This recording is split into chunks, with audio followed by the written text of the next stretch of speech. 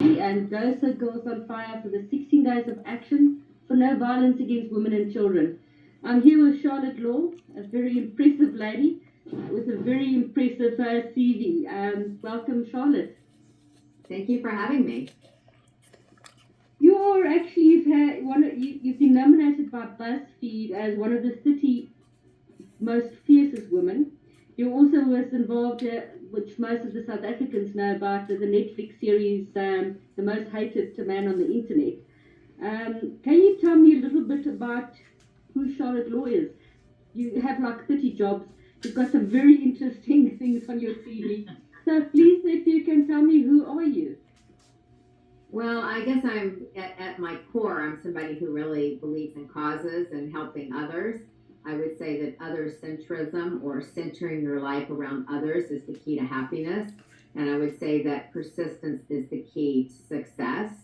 And so I kind of started out, fighting for civil rights and then added on gay rights and animal rights and now women's rights with the revenge porn issue. So that's kind of been my heart, throughout my life is these various causes. You've done a lot of stuff. Private Eye, backup singer for Elvis Band. What's up with that? Sorry. Yeah, That's when I a lived good in one. Vegas, I had some very unusual jobs in Las Vegas. So I was a cab driver, I was a backup singer for an Elvis imitator. I was even a bodyguard for a prostitute at one point. So, and which is funny because I'm only 5 feet tall, so I don't make a very good bodyguard. But somebody in my apartment complex needed help, and I offered to help for pay. So That's I absolutely had some fantastic. odd jobs, yes. So most people know you as I would actually like to interview you on a twofold. So you're a can-do person, somebody that never gives up. And in the Netflix series, it doesn't really say it, you look like a mother that had a cause, but you're much more than that. Um, you stood up for your daughter, Kayla, and that is basically what we're talking about mostly today and some of the other stuff. Tell me, what is the story with Kayla and the road with Hunter? He seems like an absolute monster. Can you tell us a little bit about the story and how you just never gave up? You were like a dog with a bone. Yes. Well, my daughter had taken some pictures of herself with her cell phone and it got full. So she sent them to her email to save them. One of the pictures was topless. She never had any intention of showing it to anyone. Then she was hacked. And after that, her topless picture, along with some clothes pictures of her, ended up on Hunter Moore's website, Is Anyone Up? And along with her name, her city, and her social media link. And she found out when she was at her waitress job and she was absolutely devastated and in tears. And she called me. And I had never heard of revenge porn before. I Mother didn't know bye. anything about. I mean, so I went on the internet, I looked at the site, I saw how horrible it was. It wasn't really about pornography, it was about ruining lives, it was about trying to get people fired, it was about trying to drive people to suicide, about bullying. So, under the pictures of various women, there would be these really mean spirited comments calling them fat or ugly or saying one breast is bigger than the other and, picking apart their bodies. And so, my daughter was distraught over it, came home, and, she just didn't have the ability to fight, which I have since learned most victims can't fight for themselves. They are just too, feel too violated and too humiliated, and they just kind of close in on themselves. And so I knew I had to get that picture down because I know enough about the internet to know that a picture like that will spread. It's not going to just disappear. And so I began my mission that way. I think there's an argument if it's a Jewish or a Catholic saying is, if you take a feather cushion and you cut it and you shake the feathers out, they basically go into the wind. You can never Mm-hmm. get those feathers back. And that's basically, it made me think about Kayla's story and some of the other ladies that I spoke to's story. If it's on the internet, people take screenshots. It just, you never get rid of it. That's true. Yeah, that's a good analogy. The pillow. Very good. So your husband got the pictures taken down, but you didn't let it Yeah. go. So first I sent Hunter just a request because he was violating copyright law. and but he didn't care, and he never cared about taking down pictures. He always refused. And so then I started calling everyone associated with him, his attorney, his publicist, some of his advertisers. I even tried to call his mom, thinking she could possibly do something. And I found her old workplace, but she no longer worked there. And my daughter initially didn't want me to tell my husband, who was an attorney. So I was trying to do this, all myself. And then eventually, we went to the police. I ended up contacting the FBI, and then my husband got involved finally and had a conversation with Hunter's attorney, and her picture came down. But you didn't leave it there. His attorney also basically resigned from being his attorney. I think as far as I can gather. But there was 40 other victims that you got within a 2-week period. Am I correct? Yeah, so what happened was, my daughter had been hacked, and when she went on the site and looked at other women on the site, she saw someone she knew. So she called this person, and this person said she had also been hacked. And so my thought was, well, I only know two people on this website, and both were hacked, so maybe there's a hacking scheme. So I decided to do my own little study. And so I contacted 40 people who had been posted within a 14-day period of my daughter to find out how they got on the site. And it was very hard because I didn't want to use email or social media or any kind of technology because I was scared there was a hacker on there. So everything had to be done by the phone. So sometimes I only had their name and the city they lived in, and I would be calling people with the same last name saying, "Are you related to this person? Could you have her call me?" So eventually, when I finished my study, I found out that 40% of the 40 had been hacked. And I also knew that some of them had been hacked by the same hacker as my daughter because he was leaving an email behind. And so I was able to give this information. I had like a 12-inch file on this guy by the time I got finished on the website owner. And I was able to give this information to the FBI, who originally didn't want to take the case. But luckily they did, and that's really how he was brought down. Because they could only get him on the hacking. They didn't get him on copyright or on the cyber side. They got him on the hacking. Am I correct? Right. Yeah, I mean, that was really the only avenue we had because there were no laws against revenge porn at the time. And copyright law is normally a civil suit. And this website owner had no assets. So he didn't care about civil suits. In fact, one other guy sued him for like $250,000. He never even showed up in court. He just didn't care. So we knew that that wasn't really going to do anything. But hacking, of course, is a federal crime. And that was the avenue that we could take to get him imprisoned. And have you been involved in changing any laws, and have any laws changed in and around this? Yeah, so originally in my state, California, I worked with Senator Anthony Canella's office, who's a state senator, and he brought forth a law in California. So we were the first state to have a full-on anti-revenge porn law. And then I just kind of started helping other legislators in other states. So now we have 48 states with laws against revenge porn. There are two that don't, which is Massachusetts and South Carolina. And we've been trying to get a federal law in place for at least 8 years, and it fails mainly because we have a lot of pushback from the ACLU. And so it's just very, very hard getting a federal law passed. There's a new one that was just introduced called the Protect Act, which the language is very similar to what the actual porn industry had to adhere to for the past 30 years, which basically says that you have to have some kind of consent form and an ID on file for anyone who's depicted as nude or topless. So that's kind of what the language is like, and that the websites have 72 hours to remove any content that doesn't have that, consent form and identification. Okay, so there's at least some progress on that front. We're trying. We're trying to, but we've definitely had progress with the states, even though many of the laws are misdemeanors and they're not strong enough. And it's very hard to prosecute because with a misdemeanor, you can't even get a subpoena to check technology. It's only if it's a felony. So it's very, very hard to even investigate violations of the law. So, over the last 2 weeks, I'm interviewing about 32 ladies all over the world, including a lot of them out of South Africa.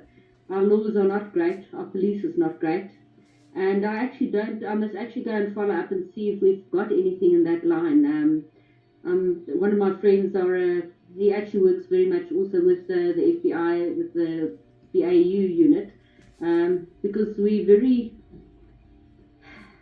well, we have the most serial killers, serial rapists, I think a lot more than anywhere else in the world. I think he's personally dealt with 110 cases. So South Africa's laws are not great. So I must actually go and find out what's happening, because I've spoken to a beauty queen recently, and she's been cyberbullied terribly. And they've also released her name and her address and where she works. So they've been doing a similar thing to her as well. So Wow. tell me, who is this Hunter Moore? He seems like an absolute monster. He went to jail for about only 4 years. Where is he now? What's happening with him? Yeah, he didn't even go to jail for 4 years. It actually Didn't he? he was originally sentenced with 2.5 years, and he went to prison for less than that because of so-called good behavior. And it wasn't really much of a prison; it was more like a summer camp, like an alcohol and drug rehab center where he could go up to the store without supervision and just come back. And so it was, very very light type of situation. But he's back on social media. He's on certain social media sites. I understand he's on TikTok and a few others. And his mindset hasn't changed. He's never apologized. He blames everyone except himself. He blames the hacker that he paid. He blames his attorney. He probably blames me. And he's got the same mindset, which is he believes that if you tear other people down, somehow it's going to build him up. And he must be a very miserable, unhappy person, is what I assume, because that's a not a very good, philosophy to live by. Absolutely. Why did you think he had such a large following? I know, if you have a look on a personal level, I can see people what we call keyboard warriors, people that's anonymous, and they can basically say and do whatever they want on the internet or on social media. What? Well, I mean, I think a lot of them are people who hate women. I mean, he had a cult essentially with 600,000 followers on Twitter, and these people were, they were they were sending me death threats. They sent me computer viruses. I even had a stalker at my house. It was like this Charles Manson type of cult where Hunter was the father and the followers were the children, and they called themselves the family. And people would post things like, I would kill for you, father, tell me what to do. So it was very scary when you get death threats from these anonymous people, because you don't know who they are. You don't know if they're just out of prison. You don't have any idea who these people are. So yeah, so absolutely, when people are anonymous on the internet, I think they feel more freedom to be mean spirited and to attack others, and it became kind of a game. It was kind of like, oh, this is fun. This is a hobby for us, just beating up on other people. And I assume they're mostly people who have that same mindset that Hunter has, that if you tear other people down, it's going to make you feel better about your sad little life. I have to assume.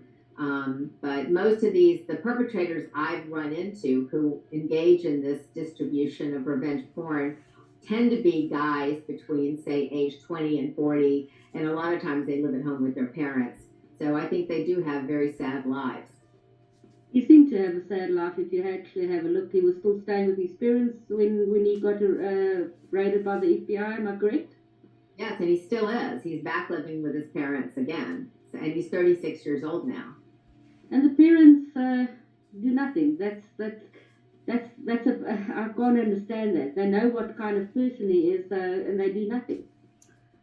Yeah, I've never met, well, I saw his parents in court, but I've never spoken with them, so I don't know anything about them. But I have heard some people call them enablers. So Absolutely. that's all I know.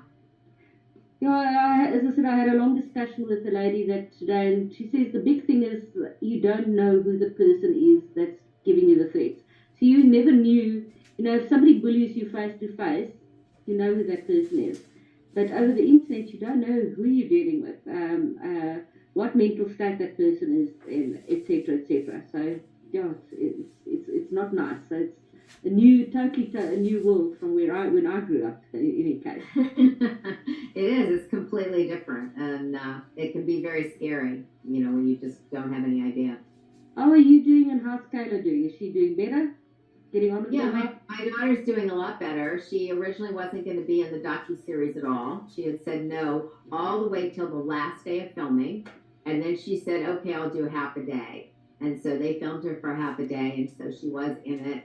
And the reason why is she just had this back off because she felt like it was going to hurt her real estate career. She's a successful agent. And she was, fearful that her clients would not want to work with her because of her having a topless picture on the internet. And so, but now she understands the importance of the cause, and she's kind of leaning into it more, and is, a little more public about it and willing to discuss it. And so she's doing much better. And she got married about 3, 4 months ago. Shall I say So congratulations? yes. He basically, Hunter says that 40% or something like that. He says he was asked for the Netflix series, but he didn't agree to it, and he said it's all BS. What do you say about that? Well, Narcissist that is part? what he says, but he's false. I mean, he says a lot of things that are not true. So, you really can't ever believe anything he says. So, he didn't want to be in it, I think, because, he hasn't changed his mindset. And I think that what was he going to say? He's going to go on there and say, yeah, it was great. I love doing it. I should have gone 10 times harder. That's what he says now. The only thing he regrets is not going 10 times harder. I don't know what that means, but that's what he says. So what are you going to say if they're doing a documentary and you haven't changed your view? It's going to make you look bad. So I can see why he didn't do it. But I'm glad he didn't, because originally they were going to center the production around him. And so it would have been glorifying him. It would have made him, oh, 100 more, 100 more. And instead they centered it around the victims. And I think that's much better. Much better. Anonymous was quite interesting what they did to him. That guy put a smile on my face. Um, Yes. Yeah, so what happened was is Hunter, at one point when the FBI were getting closing in on him essentially, and he knew that, he sold his website for a small amount of money to somebody, or not the website, but he sold the domain. And then later he started saying, "Oh, I'm going to bring it all back. I'm going to bring back all the same content, except it's going to be worse because I'm going to bring back the victims' addresses along with driving directions on how to get to their houses." And that prompted me to put his home address on Twitter. So I got tons of backlash from his followers and even from him. And then when all that was happening, all this craziness, and then the stalker came to my house. I mean, all these things were happening at the same time. That's when I was contacted by the underground group Anonymous, who said, "Don't worry, we're going to protect you, and we're going after him tomorrow." And I didn't even know if it was a practical joke at first, but they went after him and they doxed him by putting his personal info out there. They sent him like 200 dildos. They got him declared officially dead in the state of California, apparently. And so he was very quiet after that because he was extremely scared of Anonymous. So he's like, you didn't hear a peep from him. Tell me, I actually wanted to ask you about your books, especially The Devil in the Basement. It's based on your dad. A very interesting story. Just caught my Yes. eye. Yeah, it's actually my grandfather. And Grandfather. yeah, so I was adopted at birth and into a really abusive, tragic childhood family. My adoptive father was verbally abusive. My mom committed suicide when I was 16, but she didn't actually die right away. She was semi conscious in a convalescent home for 10 years. And so she could only like move one side of her body, and she slurred her words, and her memory was pretty much gone. And then my brother was killed 2 years later in a car accident, my adopted brother. And so I always wanted to find my birth family, and I did track them down in my 20s. And I also learned about my grandfather, who had been killed by a devil worshiper in 1948, which was a fascinating story. I mean, just amazing. And so I ended up writing a book, Devil in the Basement, about his life and about the murder. And it wasn't just a murder of my grandfather, but the devil worshiper killed his wife. He killed my grandfather. He killed himself, and he set off two bombs in a small town in West Virginia. Is it And available on Amazon? it is. Yes, it I will is. definitely make a effort to actually read it. It sounds very, very interesting. He also Yeah. wrote a lot of other books: Meet the Stars, Rebel in High Heels, Armed for Ideological Warfare, and Undercover Debutantes. So you're a very busy lady. I've never. I do a lot of things myself. For Girls on Fire, it's basically on a voluntary basis. But you definitely do more than I do. Well, I think it's wonderful what you're doing, and you're bringing light to very important issues and supporting women and girls and children, and so I think what you're doing is really important, and I give you, kudos for that. Now, we believe in action and not activism. So they always, I think we started in 2015, uh, around the 16 days of activism for no violence against women and children. And I decided it's not going to help for people to say, please don't do this, because they're not going to listen to you. If you have to do action, and it's actually action starts at the person itself that's involved in the victim as a victim. Hmm. We live in an extremely violent society in South Africa. I had my most difficult interview yesterday. A lady's husband was killed on the 13th of October that with a home invasion. And that's the thing is, it's an everyday story and nobody speaks about it. Her husband was just another statistics because there's so many murders and home invasions, etc. And it's only been a month and a half. She's absolutely broken. He was the love of her life. And but she's decided to speak up and say no more. And that's what's so interesting for me about your story. Is you decided not to stop. You went for it and you took action and didn't stop fighting until you couldn't fight anymore, when it basically ended when you got a result. So I've got such admiration for you. So hopefully our campaigns, I will definitely send links to all of your campaigns and stuff like that. But thank you very much for talking to me. It was absolutely lovely. Well, thank you for having me. Thanks very much and have a good day.